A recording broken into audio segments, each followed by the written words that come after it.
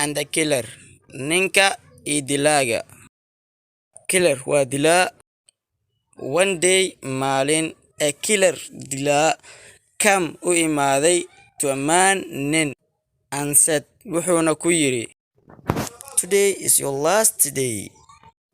Today maanta is your last day. Waa maalintaadii ugu dambeysay. Waxaana dhaxayo ninka dilaaga.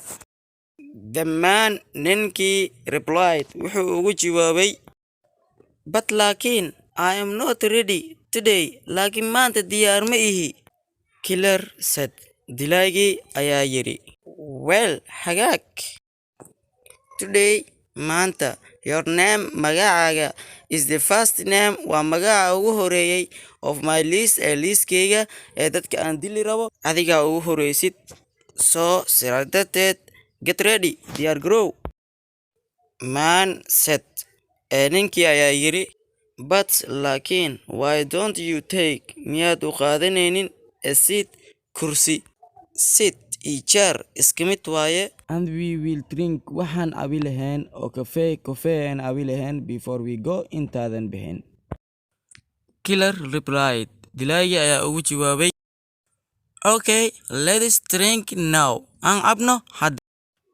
Man ninka give the killer wuxuu siiyey dilaaga a coffee with sleeping pills in it oo ku jira kaniiniga hurdada. Waxaan sheekana waaye ingiliishkana xoogaa inaan ka faano waa iska dayaynaa. Cashirna ka dhigo sheeka ahaanna u qaado maxaa yeelay wayna ku anfacaysaa.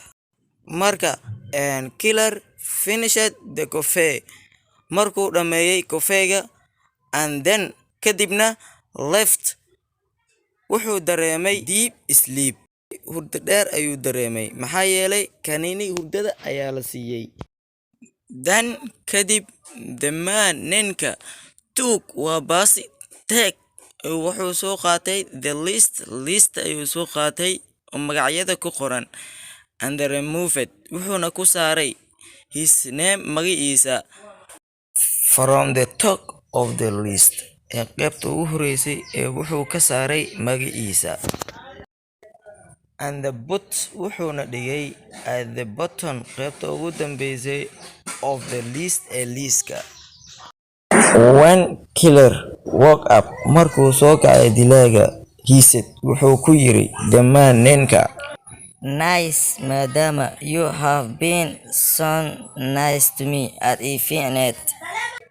Now hada I will start waxaan ka bilaabayaa my job shaqadayda from the bottom of my list. Liiskayga ugu dambeyn hoos ayaan kasoo bilaabayaa si aad u badbaado. Ninkan haddaay magaciisa kor ayuu kusoo tirtiray hoos ayuu ku qoray. And the man ninkan last his life noloshiisa ayuu saas ku waayay. Intaas ayaan kasoo gabagabeynaynaa sheekadayna toddobaadka. Waxaan rajaynaynaa inaad ka heshay. Thanks for watching.